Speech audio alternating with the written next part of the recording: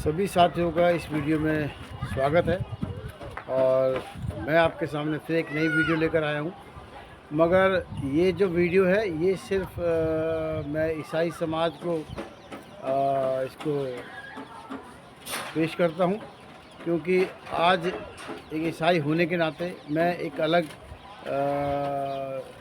नहीं होना चाहता देश से, या अपने ईसाई समुदाय की बात को लेकर ही नहीं आना चाहता आपके सामने। सभी समुदाय की हम लोग बात करते हैं, तो विशेषकर ईसाई समुदाय की बात मैं इसलिए कर रहा हूँ क्योंकि आज हमारे यहाँ पर ईसाई समुदाय की जो लीडरशिप है वो एक तरीके से ना के बराबर है। मैं ये नहीं कहता कि मैं ईसाई समुदाय का लीडर हूँ, मैं तो एक आपका सेवक हूँ। जैसा कि आप सभी जानते हैं, हम लोग पिछले 22-23 साल से जो है अपने ईसाई समुदाय के लिए काम कर रहे हैं। हमें कोई लीडर बनने का शौक़ नहीं है, मगर आप लोगों का प्यार है, ये आप लोगों का एक दुलार है और आप लोगों की एक समझ है जो आप लोग इस लायक हमें समझते हैं। मैं आपके समक्ष इसलिए आया हूँ क्योंकि आज देश के अंदर चारों तरफ जहाँ देखो वहाँ पर ईसाई, मुस्लिम, मस्जिद, चर्च, हर तरफ यही आवाज़ सुनने को आती है। और मैं मुस्लिम समुदाय जो हमारे करीबी है और हमारे साथ ही है, वो लोग काफ़ी हमसे ज़्यादा बेर है और वो लोग एक समय एकजुट होकर जो है इन चीज़ों का सामना कर लेते हैं। मगर हमारा जो ईसाई समुदाय है वो कहीं ना कहीं इस चीज़ों में पीछे है। मगर अभी कुछ पिछले दिनों से मैं देख रहा हूँ लगातार वो प्रोटेस्ट कर रहे हैं, मणिपुर के लिए प्रोटेस्ट कर रहे हैं, अपने हकूक़, अपने हक़ के लिए, अपने अधिकारों के लिए वो भी अब सड़कों पर आ रहे हैं। ये बहुत अच्छा साइन है हम लोगों के लिए, खासकर ईसाई समुदाय के लिए। और मैं तो कई सालों से ये कहता आया हूँ कि हमारे जो ईसाई समुदाय के लोग हैं, हमारा जो समाज है, उसको भी सड़कों पर उतरना होगा।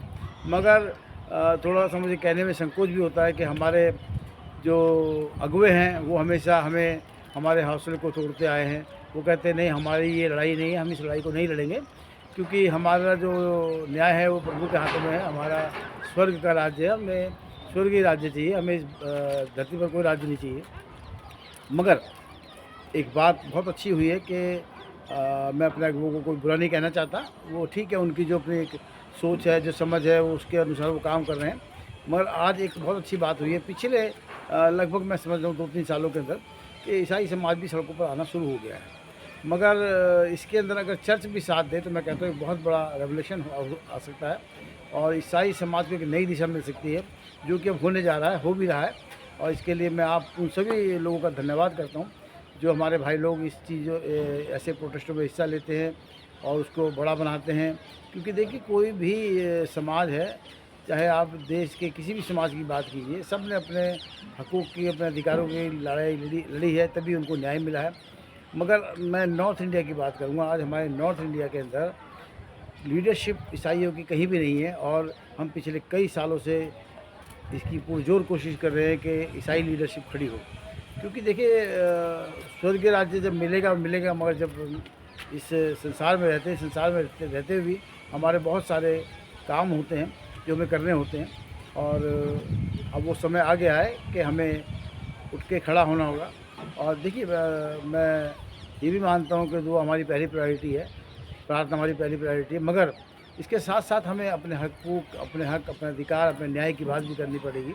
और जिस प्रकार से जो सरकार आज इस देश में काम कर रही है, आप सभी जानते हैं, पिछले 9 साल के अंदर पूरे देश का बेड़ा गर्क हो गया। आज हालात ये है कि रोज़गार नहीं है, रोज़गार पर बात नहीं होती है, लोगों के हक़ की बात नहीं होती, लोगों के न्याय की बात नहीं होती। सरेआम छोटी-छोटी बच्चों का रेप होता है, छोटे छोटे बच्चों को जो है मार दिया जाता है।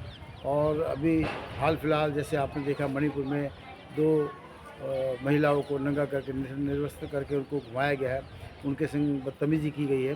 वो भी ईसाई महिलाएं थी। मगर मैं ईसाई महिलाएं नहीं, इस देश के अंदर जितना भी शूद्र जाति की महिलाएं हैं, सभी के संग लगभग इसी तरीके की वारदात होती है। मगर कुछ सामने आती है, कुछ नहीं आ पाती है। और लगभग देश के हर हिस्से में रोज़ कोई ना कोई ऐसी घटनाएँ घटती हैं। कई कई 1-2 नहीं, कई तादाद में होती है जो सामने नहीं आ पाती है।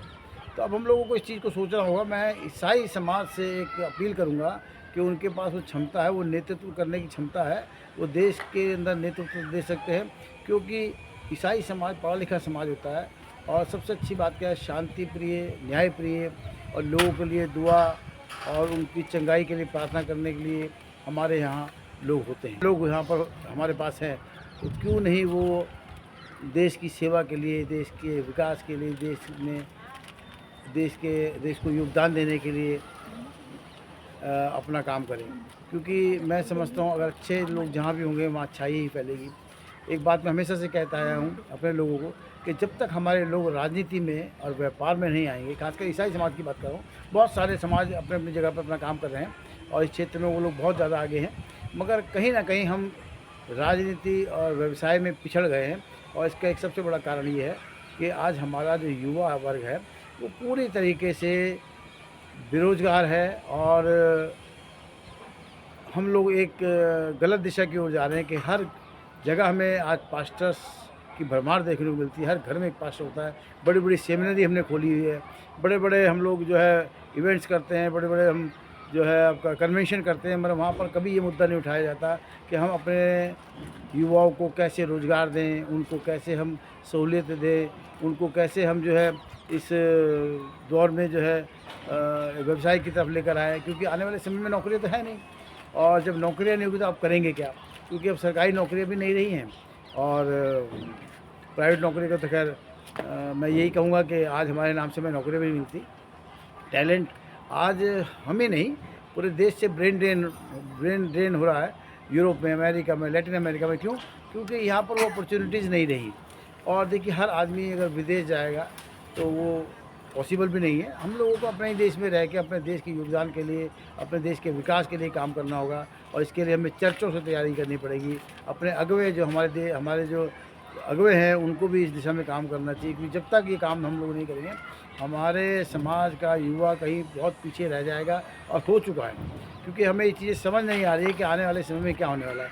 चर्चेज़ आप बनाते हैं, बहुत अच्छी बात है। मैं कहता हूँ आप IIT जैसे संस्थान बनाइए, आप लोगों को स्किल दीजिए ताकि वो काम कर सकें, वो अपने रोज़गार को अपना बना सके, अपने रोज़गार को खुद चुन सके, अपने रोज़गार को वो एक जैसे आजकल स्टार्टअप चल रहा है उसी स्टार्टअप के तरफ लेकर जाए।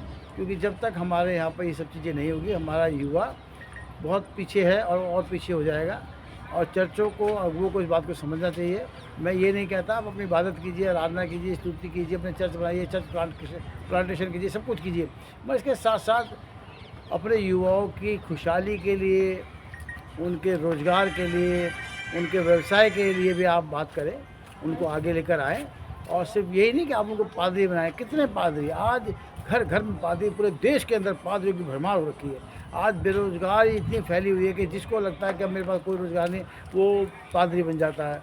और वो पादरी बनकर जो है, देखिए मैं तो सीधी सी बात जानता हूँ, जब आपके पास आधा अधूरा ज्ञान होगा तो आप आधा अधूरा ज्ञान बांटेंगे। आज देश में हालत ये हो गई है कि चंगाई के नाम पर इतनी सभाएं होती हैं और थोड़े समय बाद फिर वही पादरी जो है करप्शन में पाया जाता है। और वो जब करप्शन होता है तो वो फिर बदनाम भी होता है। अदर कास्ट में, अन्य जातियों में उसका जब पता चलता है तो वो भी जो है उसको उसी तरह मान लेते हैं जैसे उनके यहाँ और बाबा लोग हैं। और एक बात मैं और आपको कहूँगा, अचानक मेरे दिमाग में बात अभी आई है कि हमारे पास इस वक्त ईसाई समाज में इतने बिशप हो गए हैं, इतने अपोस्टल हो गए हैं, इतने अपना प्रॉफिट हो गए हैं। मैं समझ में नहीं आता है कि ये प्रॉफिट की पदवी, ये अपोस्टल की पदवी इन्हें कौन दे देता है। सो कॉल्ड अपने आप बन जाते हैं, खड़े हो जाते हैं, लोगों के लिए प्रार्थना करते हैं। अच्छी बात है, लोगों के लिए प्रार्थना करें, मगर लोगों को कम से कम लूटे तो ना। आज ये धंधा बन गया है पूरे देश के अंदर। हम लोगों के आज अगर ऊपर ये